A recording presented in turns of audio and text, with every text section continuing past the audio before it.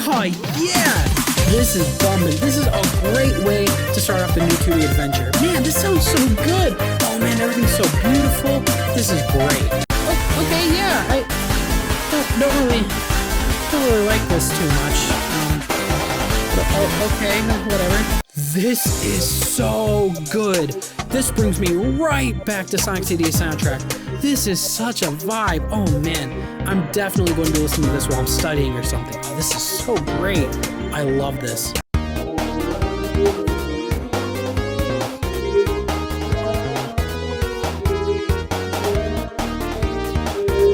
Sonic Superstars has an identity crisis. That is the best way I can describe this title, and that is the only way I can describe this title. But don't get me wrong, I can definitively say Superstars is fantastic. The game is so fun, and there is so much variation in what you can do. There is a wide variety of characters to play as, and the music, oh man, the music, it is so good across the board! My apologies. I must have been reading my review script for Sega Superstars on the PlayStation 2 iToy. Common mistake. Sonic Superstars. There it is. Right, let me put these on. All right, here we go. What do you mean we fight Barney the dinosaur at the end? There's a lot I like about the game, but there is also a good handful of things I just straight up don't like. But when it's all said and done, is Sonic Superstars a worthy 2D Sonic game? Let's jump into it right now.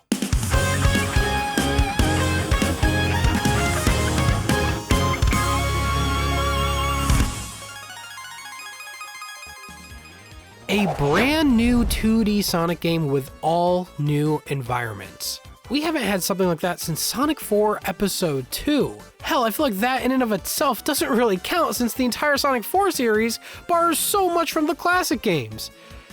Except where it counts. Point is, it's been a long time since we had a new 2D Sonic game that actually felt new. I loved Sonic Mania. Hell, that game is the game that got me back into Sonic after I fell off during Lost World and the Boom era. In fact, it was the game that helped me grow my channel into what it is today. A game made by fans for fans. It did everything it needed to do. It nailed Sonic's control, something that at the time felt like Sega would never get right, as they failed time and time again to properly add momentum-based platforming. And it added a handful of new zones that were absolutely the highlight of the game. There were no dumb gimmicks, the levels were fun, and the music was top tier thanks to T-Lopes. As I mentioned in my first review way back then, this game felt like a test for Christian Whitehead's team to see what they could do. And after that game's success, it was only a matter of time before they would be able to make a full, unique experience. But don't worry, this shouldn't take long. What the f took so long? So, Sonic Superstars. Is this the long-awaited sequel to Sonic Mania? Well, yes. But no. You see, in an interview with Takashi Iizuka early on, it was learned that originally, they had every intention to work with Evening Star, the people behind Sonic Mania, on this project as well. But plans fell through. So as a plan B, Iizuka approached Naoto Oshima, the original character designer for Sonic, who is also the main director behind games like Sonic CD, to see if his team would be interested in picking up the project. Who is his development team, you may ask? Arzest. They worked on games like... God damn it! You gotta have some serious balls to throw your #1 IP to a company like that. Seriously, could you imagine any other company doing this? No disrespect to Naoto Oshima, but this was a risk they were willing to take? Regardless of their history, they took on the project, and to their credit, this ain't no Balan Wonderworld, but it ain't no Sonic Mania either. So like all my reviews, let's start with the story first. But for this storytelling, I'm gonna do something I haven't really ever done before for my reviews. I'm gonna start us off with a question. Can anyone tell me what the fucking story of the game is? This has to be one of the most ambiguous stories I've ever seen for any Sonic game. Even more ambiguous than the classic games from the 1990s. At least those games told you what's happening in the manual, But that wasn't my choice back then. It's been 30 years. 2D Sonic games don't need to be told in this way anymore. I don't know what's happening here, at least not in the game. So I took a look at the manual to find out that Dr. Eggman is working with Fang and a new character named Trip on a vast megacorp on the North Star Islands by utilizing giant flickies that inhabit it. And that's it. That's all the story you're going to get from the game itself. Who's Trip? Why is Eggman working with Fang again? And what is this egg in the hub world? F you. So I know what you're gonna say. What about the animation they released called Trio of Trouble? Okay, everybody, turn off your game, open youtube.com, and look up this animation. First off, Sega, please stop doing this. Not the animations. That's stuff I like them doing ever since Mania. What I want them to stop doing is putting these outside of the game. This is supposedly giving us story details. Why is this not available as an opening cutscene before the story kicks off? This is the same critique I had with the prologue animations in Sonic Frontiers. It's fine to have these on YouTube, they do a good job at marketing the game and such, but they should be in the games too.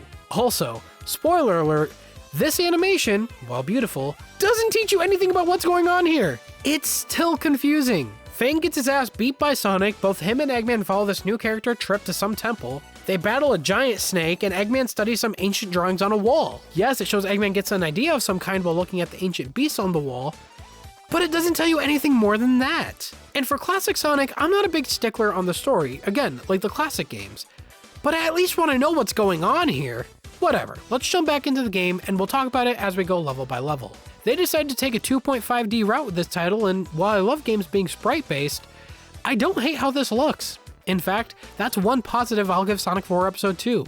Using actual 3D models does make the game look pretty good, and this game is no exception. I'm loving the new character models that we have here, though I am confused why they always have Sonic O-facing. The levels don't look half bad either. I love the attention to detail some of these have. Obviously, this is dependent on the platform you're playing this game on, as the Switch version is not as HD as the other versions. I do want to note though, there are a few handful of levels that don't quite look as polished as earlier levels in the game.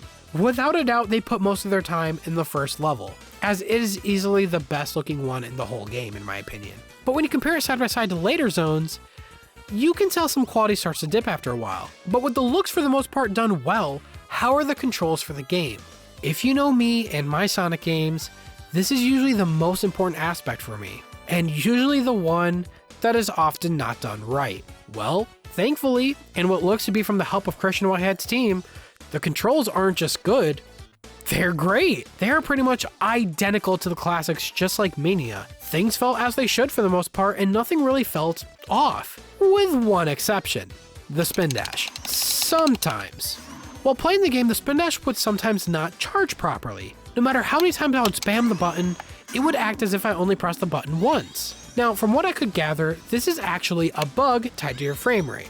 Running this game at anything higher than 60 frames per second may produce this bug, which is just, wow, how did they miss this? Regardless, all the characters felt as they should, and I have no real complaints there. Each character has all the moves at their disposal, like in Sonic Mania. Everyone has the spin dash, as mentioned before, with Sonic getting the drop dash. Tails can fly for a limited time, Knuckles can glide and climb walls just like before, and to my pleasant surprise, Amy is finally playable in a new 2D Sonic game at release, which is great. With her inclusion in Sonic Origins, Sonic Frontiers, and now this, I think it's safe to say that she's now properly part of Sonic's main group of friends. I hope they continue to include her in any titles with playable characters. Regarding her moveset, it's very similar to how they handle things in Sonic Origins, but I do think it's done way better here. I feel like her hammer swing while jumping increases her hitbox a lot better compared to Sonic Origins. And unlike Sonic Origins, she also gets a double jump, which honestly already makes her my favorite character for that alone. I love having a double jump in any platforming game I'm playing.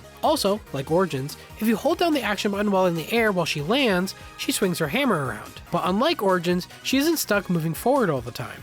And I like that. You can also perform this a lot longer compared to that game, allowing me to get way more use out of it. Now, these are all the character-specific moves we've come to know, but we also have new power-ups to go over, which is this game's whole gimmick. When Crash 4 came out, Sega must have really liked how they handled those power-ups and decided, hey, let's do that, but for classic Sonic. And that's honestly the best way I can describe these Chaos Emerald power-ups. For the first time, Sonic and Co are able to fully utilize each Chaos Emerald power without having to collect all 7 Chaos Emeralds, Chaos Control notwithstanding. And honestly, I kind of like that, and hope they continue to play with this idea more in the future. Of course, to get the powers, you have to collect Chaos Emeralds first. So, let's talk special stages. Just like in Sonic Mania and in Sonic 3, to enter a special stage you have to find a giant ring portal somewhere in the zone. I do want to note, compared to Sonic 3 and Sonic Mania, this game doesn't really hide them all that well. Most of the time I collected them just by playing on the casual path and I would just run into them. Though considering the emeralds are now being tied to a major gameplay gimmick, this was probably done by design. When you enter the special stage, the whole point is to use this tether to swing on random objects to get closer to the emerald, all while avoiding bombs and watching your ring count. I do want to mention that I really didn't have much trouble with these. Outside of maybe like 2 stages, I usually got the emerald on my first try and the difficulty didn't really seem to change until the very end. And when things did get difficult, I just simply went in the other direction to cut the emerald off. Yeah, didn't think about that one, did ya? I gotta be honest though about these puzzle stages. I really don't like these very much. They aren't bad, they're just not fun, especially compared to the special stages in Sonic Mania. Those are still probably my favorite special stages in the whole series. Kudos for trying something original, I just wish it was more fun. But alright, let's go over each of the Chaos Emerald powers. First, you have Avatar. No, not that one, this one. Which spawns a bunch of clones of yourself all over the screen that counts as a hit. It's great for taking out enemies, collecting items, and getting extra hits on bosses. I just want to know though, whose idea was it to have multiple versions of the character pop up on screen, but then don't change the color of said clones? That's the one problem I have with this move. It is so easy to lose yourself at times, especially during boss fights. I mean, just look at this clip here. Look how easy it is to get lost. Next, we have Bullet, which is essentially the burst power-up from Sonic Colors DS. This move is great for getting extra hit on bosses and just skipping sections of the level altogether. It's one of my favorites. Next, we have Water. This move allows you to easily maneuver underwater levels like Lagoon City Zone, but you also have the ability to scale waterfalls like in Bridge Island Zone. Honestly, this move is just fine, but it's incredibly situational. I also think the controls for the underwater movement is a bit too slippery for my liking. Again, it's not bad, but I mean, if there's no water in a level, then the move is kind of pointless. Ivy allows you to grow a plant on any solid ground that has leaves that can be used as platforms. Like Bullet, this move isn't too bad for skipping sections of levels altogether, especially vertical ones. And I have used this a number of times on bosses as well, but this one definitely seems random. This move doesn't really offer anything that Bullet can't already accomplish, so these 2 powers already seem like a double dip. I also do wish the plant would stay spawned longer. Almost a second after you let go, it despawns, making the leaf platforms pointless unless you're playing on local multiplayer, or unless you are really quick. Vision allows you to see hidden platforms and items in select areas. This is probably the least used power-up in my arsenal. The fact that the hidden platforms are in select areas in the level will really limit your use of this. So much so that even the game always has to remind you when to use this power-up. In concept, I do think this was a great idea for a power-up, but in execution, the level design rarely ever takes advantage of it, and it's not enough for it to be worth it. Slow is exactly what it sounds like. It gives you the ability to slow down time for a short period of time, and it can be quite useful for levels with a lot of projectiles and bosses. Extra, which is an incredibly lame name for a power-up by the way, is a unique power-up for each character. For Sonic, it's an incredibly awkward homing attack that looks more like teleportation more than anything else. For Knuckles, it's a punch that shoots a projectile. For Tails, it's his tails that shoots a projectile. And Amy that uses her hammer as a projectile. To be fair though, I actually really like this move. It can be spammed just like her hyper form in Sonic Origins. I'm sorry, I mean her super form. Okay, you know what, let's talk about this. So in Sonic Superstars, when you collect all 7 Chaos Emeralds, you can of course transform into Super Sonic. There's nothing new here, it's the same old Super Sonic you've come to know and love in the classic Sonic games. With Amy, Tails, and Knuckles, they aren't called Super anymore, no. Now they're called super powered. What the f***? That's so stupid. Why the sudden change? Sega, will you stop being weird about the super forms? This has been going on for 30 plus years. I am not kidding. In Sonic 3, only Sonic and Knuckles would have a super form with the Chaos Emeralds. Tails didn't. You needed to collect the Super Chaos Emeralds for Tails. Only then would you get Super Tails' form. Then recently in Sonic Origins, they changed that, where Tails now has a super form and a hyper form, just like Sonic and Knuckles in the original. This was a change that they just made. But now, Amy in Sonic Origins, when you get all 7 Chaos Emeralds, isn't called anything. She still has a super form, but they don't tell you that when you get all emeralds. It has no name. But when you get all the super emeralds with her, it's not Hyper Amy like they just changed with Tails. It's Super Amy. I am so confused. Sega, what are you doing? So now in Superstars, you don't get anything with any of the other characters. All the characters get is super powers. God, that is so lame. Yeah, they still have a super form of some kind, but they barely even glow now. All they get now is some random aura around them that Sonic fans have when they go to conventions. In other words, they look like they goddamn stink. Phew. All right. Rant over. On the topic of Sonic's friends, let's go over the co-op aspect of this game. Oh god. This game. It's like we're all Screw trying you. to be the main. No. Oh wait, what the hell? Oh god, Sonic CD. Sonic CD. Nope, I'm sorry. Rant's coming back. Fuck! This co-op sucks! The camera! The fucking camera doesn't know what it's doing! What is happening? What the f? Talk about trying to fit a square peg in a round hole! This whole mode is an afterthought. They didn't even try to hide it. Hell, they just didn't even try at all. So this is the what the hell? The rainbow f***ed up! What the hell happened? Okay, I'll try to calm down and explain the best I can. Co-op was first introduced in Sonic in 1992 with Sonic 2. It was hard to even consider it co-op back then. People referred to it as 1.5 player mode or hell, little brother mode. You didn't get your own screen in co-op mode. The camera prioritized player 1 all the time. And with a fast character like Sonic, it was very easy to get off screen, resulting in you having to respawn to continue playing. Superstars, which is a game 31 years later, somehow suffers from the exact same limitation. How? Frog looks hilarious. Oh yeah, we Knuckle Superstar. Knuckle Superstar. What? No, this The ain't Superstar. If an atom of a pixel of your toe so much as breathes on the side of the screen, you will despawn, having to constantly press back in. It is incredibly annoying. And with the camera jumping all over the place, I'd say it is damn near impossible to play this without chaos ensuing. Full screen the stream. Check the bit. Where am I? Oh my god! The camera zooms out a bit in this mode, yeah, but it's not enough for 2 players. Why did? Oh my lord! Why can't the camera zoom back a little bit more? The camera should zoom back a bit more. Wait, we The got camera. This needed to be zoomed out way more.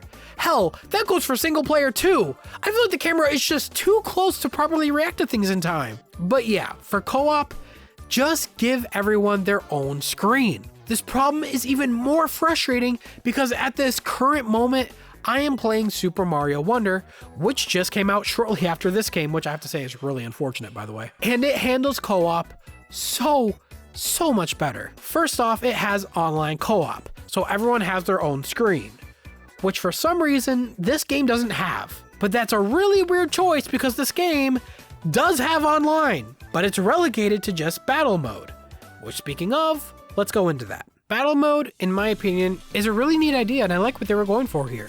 So in battle mode, you can build your own battle bot. To get parts for that battle bot, you have to buy them in the shop using coins that you find in the regular game, which is a nice incentive to replay levels and such. But my god, are they stingy with the prices. It takes 50 coins to buy a prototype. Just the base model that you need to buy before customizing. Then you need to buy parts like the head, arm, body, legs, color, and pattern designs. But my god, are they stingy with the prices. Damn, this inflation sucks. Just to put it in perspective for you, when you get a medal in the special stage, it rewards you with 5 coins. And when you get the Sonic 1 bonus stages, that can reward you with a max of 3 coins. Hell, even the best method to get coins is playing the Fruit minigame using 4 players locally, rewarding you with a max of 8 coins if you get everything in the stage, which that mode in and of itself costs you a fruit to play. Fruit is something you also have to collect in the game. So yeah, this is going to require some heavy grinding to get what you need for your robot, and I think it's a bit extreme. Side note, by the way, the act fruit I just mentioned to get coins, they get harder the further you get into the game, and they don't reward you with any more coins than the first bonus stage, making me wonder, why would anyone play the later bonus stages? Just keep replaying the first one. It's easier and you get the most out of your time. Someone at Sega really didn't think this one through. What's that? The sky's blue? To be fair to battle mode though, there are a good amount of customizable options and I love being able to battle against other people's bots. It's a great idea, but the idea does feel a bit half-baked. By that I mean the mini games. Some of them are cool, like survival and race mode, but others like star collecting and zap aren't fun at all in my opinion. Honestly, the race mode should have been the main focus here. I wish they made even more maps with that, it would have been fun. In the end though, battle mode, for the most part, is cool and it is a neat idea, when you're able to connect that is. I've had a number of times when the connection just dies and, well, I guess it's cool to see Sega still using the TSR servers. But alright, we covered the main parts of the game and the features. Let's go into each of the levels, starting with Bridge Island Zone. How refreshing is it that we're starting with a new level theme as a first level versus Green Hill Zone again? This is great. What? Wait a minute. Oh, you slimy motherfucker! Yeah, a new level theme. Thank you. Jokes aside, I genuinely do like this level. The aesthetics are great, the background is gorgeous, and the giant mechanical whale, which is giving me huge Sonic Fan remix vibes that I'm honestly wondering if that was intentional. I also like how Act 2 turns into a sunset. I love when different acts have slightly different themes. Happy to see that make a return from Sonic Mania and Sonic 4, which I do have to give it props for. That is something I do like. Act 1 in this stage doesn't really have a boss, but the mechanical wheel does have a short chase sequence, and I do like it for that. It was quick, snappy, and memorable. It kind of makes me wish the game had more moments like this. The Act 2 boss though, it's pretty generic, but it's nothing too crazy. Either way, great level design, great aesthetics, it's a great first level. Speed Jungle Zone, again, great aesthetics, and I like that we're grinding on these vines. It's also the first zone where we get introduced to the character specific acts. For this one, we get Act Sonic, which involves running from Fang from a barrage of missiles. Not a bad act at all, and I found it quite fun. Act 2 on the other hand, God. Talk about having an idea for a level, but then having absolutely no idea how it will affect the gameplay. In this act, you will enter areas that are pitch black, with the only source of light being from these glowing butterflies. And just looking at this footage, can you see the problem? You can barely see anything with this. Why is the radius of the light so damn small? And in co-op, only one player gets the light. This right here convinced me that absolutely no one on the development team playtested for co-op or designed the levels with that in mind. This isn't an oversight. It can't be. This is just bullshit. The boss in this zone, God, it takes forever just to lock on. And get ready, waiting on bosses is going to be a running theme in this game. Sky Temple is actually a pretty decent level, surprisingly. It's only one act. Yeah, that's something the game does as well. Some zones are only one act long, and you know what? I'm okay with that. Sometimes levels only need to be one act before they get stale. So I think this is a great choice. This level kind of reminds me of Sky Canyon from Sonic Advance 2, but not nearly as challenging. I think they should do more stuff like this. The Advance games almost never get any representation in the series, and I think a lot of levels and themes from those games are quite fun. Pinball Carnival. This serves as a generic carnival level that you've come to know and love in your Sonic games. But Act 2 is where the real fun begins. This level takes more of a Halloween theme, and I really like that. I don't think that's something we've seen since Shadow the Hedgehog, I want to say. The roller coaster section is a lot of fun, though a bit too chaotic in co-op. Did we? Oh, no. Tails! Whoa. Tails! Yo. This is why we. Yo. This is why we. Yo, what the heck? So Tails. Tails is a witch. Either way, it's a great way to change it up for Act 2. Heck, there's even a Tails Doll reference in this zone, further solidifying his place as a creepy and cursed character. Lagoon City Zone is the water level of this game, and it kind of starts to dip into Sonic Rush themes with the Water Palace Zone. As far as water levels go, this one is not nearly as annoying as others that grace the series, thanks to the water ability. You also get the returning giant air bubbles from Sonic Mania that you could ride up. Just be careful not to drown above water. Guys, I can't make this stuff up if I try. Right, what? We're above what? We're above ground, are we? Are we above ground? We're above ground! What do you mean? What the What?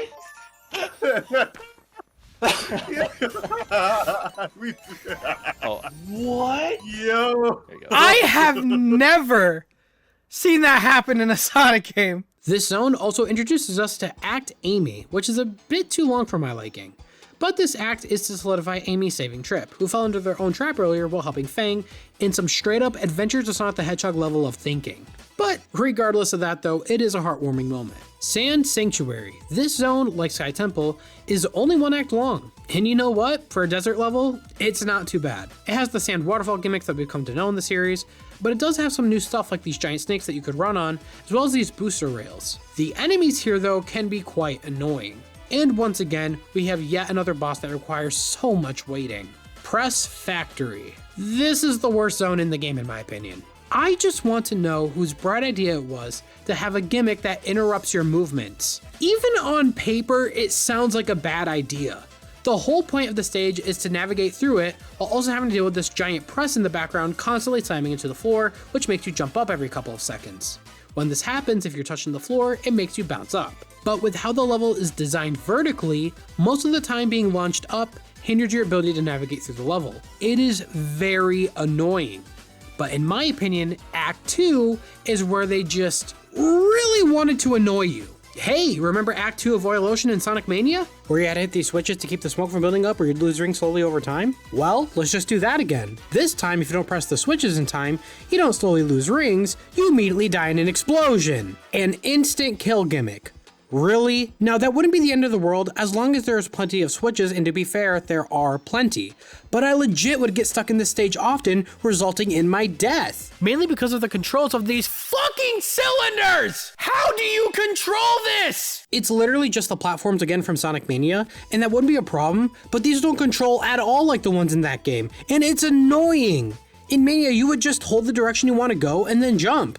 But here, I don't even know how to explain it. You have to tilt Sonic in the direction you want to go slowly over time, and it's just confusing. It genuinely makes me wonder if they accidentally messed up the controls for this. Golden Capital.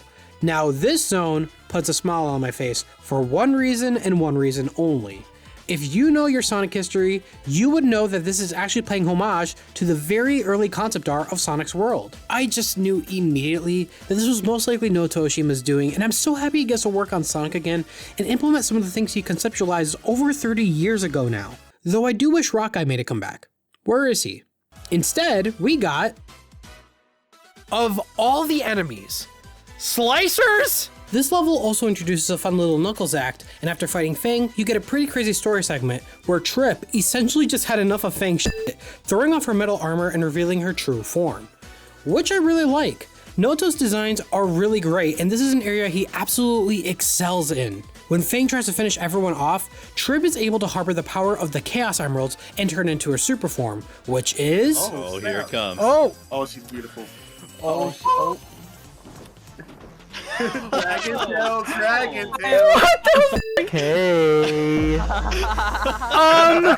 Yeah, more on that later. But yeah, Trip is now on our side, and this moment is really heartwarming. Cyber Station. This zone aesthetically looks pretty cool, and I really do like the level design for it. It's only 1 act, so it doesn't overstay its welcome, but aesthetically, I do think it is the most unique. Everything in the stage looks a little more retro. The rings, the enemies, the characters. I appreciate them doing this, though the part of the stage that changes us into mice, squids, and rockets all feel a bit too random, and I'm not really fond of those moments. The boss in this act is pretty wild. First, it's long as shit, but that's not a surprise. In the second phase though, you fight your creation that you built in battle mode, which is super cool. Frozen Base. There's really not much I could really say about this stage. It has a bunch of conveyor belts that are pretty fun to run on, and enemies that really don't want you to have rings. You have an Act Tails here, but I should note that if you select play Act Tails, which for some reason it asks you after the boss in Cyber Station, you actually skip the first act of the stage, which is so random. This is the only time this happens in the game, and it makes me wonder, why didn't they just ask you if you want to play Act Tails after Act 1, like all the others? Is this a mess up? The end of the zone is pretty wild though. Tails ends up fixing the Eggmobile to catch up with the Doctor who fled into space in his Egg Fortress. But if you're playing co-op, there are actually callbacks to multiple Eggmobiles from different classic games. It's a small thing, but hey, it's pretty cool. This part also randomly gets a Fantasy Zone segment. It isn't too difficult or anything too crazy, but it is random. My guess is the team remembered Mania paid homage to Puyo Puyo, so they decided that this game needed to have its own callback. Though I do need to ask, what is up with Sonic games lately and shoot 'em ups? Finally, we have Egg Fortress. It checks all the boxes that a Final Zone should have. Tons of enemies, lasers trying to fry you, and death traps at every corner. But this stage does something that I actually really like. After you finish Act 1, Eggman is able to reverse time, which he is able to do that now apparently. He isn't using a Chaos Emerald or a Phantom Ruby or anything, he could just do that now. Okay. But now you actually need to run through the zone again, this time with everything dismantling behind you because time is now in reverse.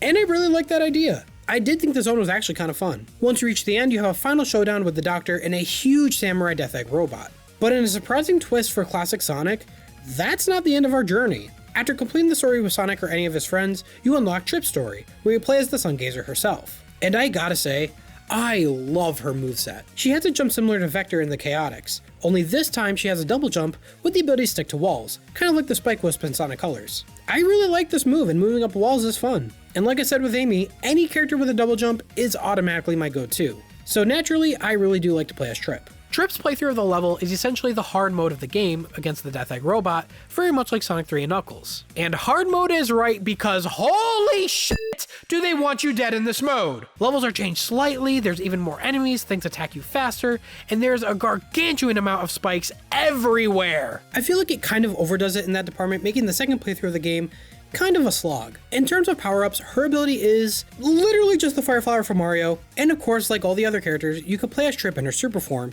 And oh man, do we have to talk about this. Trip turning into a fire-breathing dragon, on paper, is awesome. I love the idea. What I don't understand is the design they went with. When I imagine a dragon form, I imagine something very slim, something I can see being perfectly playable in the levels, and something that is similar to her regular form. Instead, they went with Dulcie from Sad AM. Now, honestly, this insanely large design wouldn't be an issue.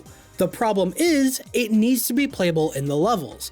But for some reason, they just didn't think of this. Simply put, when they were designing the levels, they didn't have in mind a character this big. So their solution whenever they reach an area with tight spaces, Trip's model literally just poofs from existence, leaving behind this super lame aura because, oops, we didn't think that one through, did we? Look, maybe I'm the one looking too deep into this, but just the simple fact that they have the model simply disappear because they didn't properly plan this out is just abhorrent design. At least in my opinion. Now, I'm not saying her super form is bad altogether, no. Again, the concept is cool and playing with her is quite fun. A bit slow, but fun. You can fly in all directions and take out anything using her fire breath. That's cool. It helped me a ton getting through the final stages in her story to get to her final boss with Fang. Which, speaking of, let's go into the bosses of Sonic Superstars. In case you couldn't already tell, I am not a fan of the bosses in this game. Wanna know why? Okay, I am going to show you the perfect example of what you can't do in Sonic Superstars that you can do in almost every other single classic Sonic game.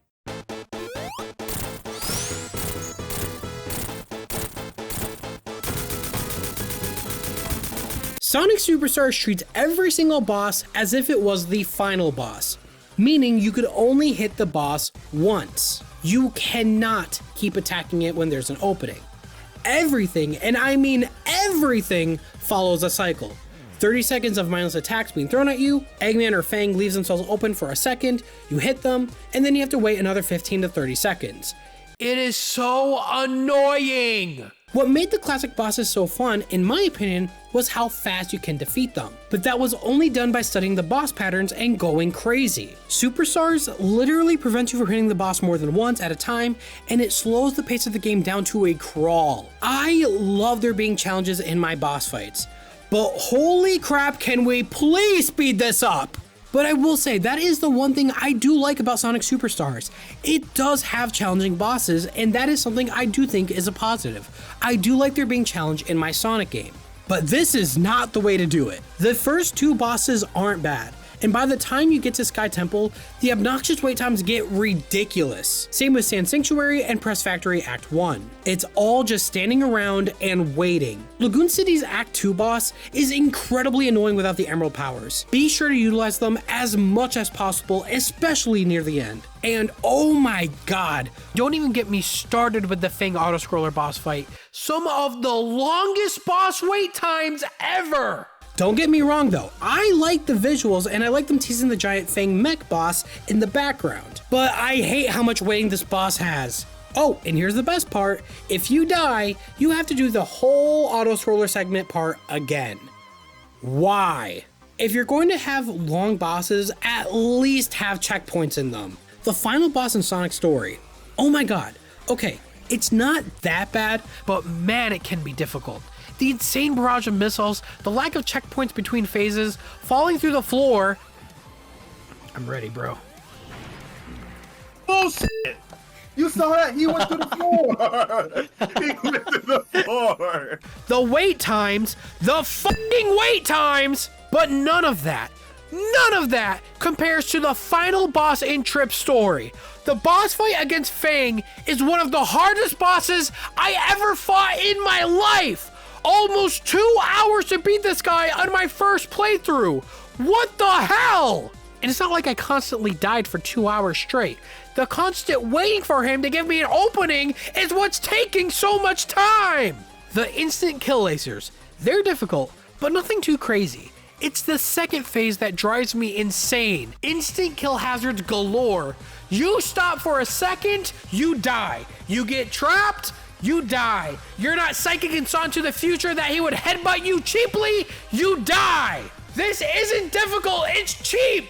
F you, Fang! Yep, I give up. Between this and Sonic Frontiers, Sega really needs to work on better telegraphing boss attacks because this was hell! Now, surprisingly, this wasn't the final boss of the game, contrary to what you may think based on the difficulty. After beating Trip's story, you get a final story segment that unlocks, where the true final boss reveals itself to be...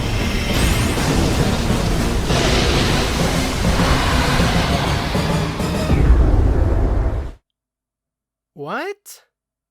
Who the f is this? What is this? This is completely out of left field. There is absolutely no build up to this fight whatsoever. It just happens. Who is this Barney looking motherfucker? I literally have nothing else to say about this story-wise. So let's just jump into the fight, and all I have to say is, fuck, this boss sucks! This entire fight is RNG! What the hell? Let me break it down. Just like in Sonic Mania, you need to collect rings that randomly fly around you. You can dash with Sonic, but that costs you some rings just like it did in Mania. But because the boss fights in this game take a century to beat, you need way more rings than the usual this time. And the single rings flying randomly around you are not enough. Thankfully, your friends will swoop in from time to time to drop in some rings for you. But this is the RNG part of the game. There is zero indication on where they will spawn, and the amount they drop varies. But that's not all.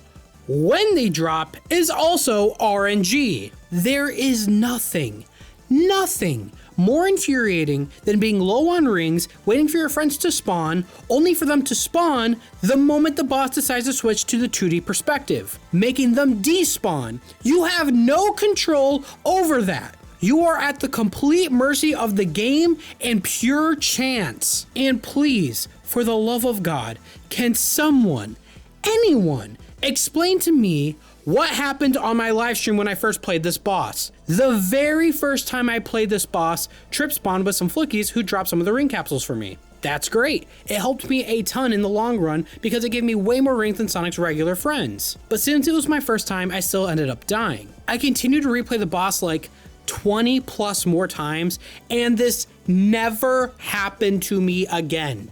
Even at the time of this recording, about a month after the game has came out, I have never been able to get this to appear again.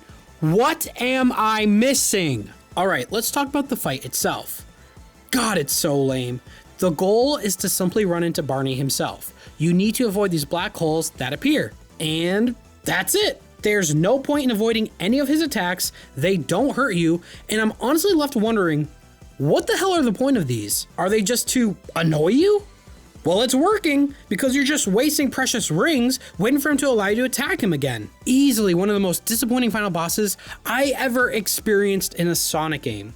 After killing Barney, Trip seals him in the giant egg that was in the hub. And that's it. I literally have no other thoughts on this. This came out of absolutely nowhere, and it ended anticlimactically. Why would I care about something I didn't even know existed? And I'm sorry to say, the music didn't help it either. In fact, let's go into the music in Sonic Superstars, because there is a reason I waited until now to bring this up, because dear Lord, do I have a lot to say. Let's start from the beginning, and I mean the beginning. Early on, when Sonic Superstars was initially teased and was showcased in the demos, you can tell something was already off. They were showcasing their new 2D Sonic game with Sonic 4 music. Now, when people asked about this, it was confirmed that the music was simply a placeholder. Now, that's reassuring to be fair because, again, Sonic 4 music, not the greatest and hasn't held up well over time. But as time went on, this started to bother me a lot more. Not just because, well, it's Sonic 4 music, but the principle of the matter.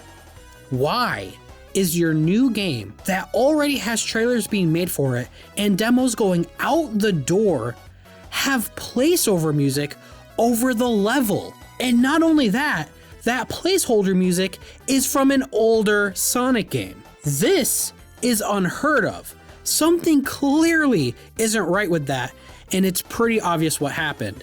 Things were being rushed internally on the soundtrack. And that, honestly, is the perfect explanation for what I'm about to get into. This soundtrack is the definition of an identity crisis. One moment you could be listening to, oh yeah, this is bumping. This is a great way to start off the new 2D adventure. Man, this sounds so good. Oh man, everything's so beautiful. This is great. And then all of a sudden, oh, okay, yeah, I don't really like this too much. Okay, whatever. Then it goes right back to, this is so good. This brings me right back to Sonic CD soundtrack. This is such a vibe. Oh man, I'm definitely going to be listening to this while I'm studying or something. Oh, this is so great.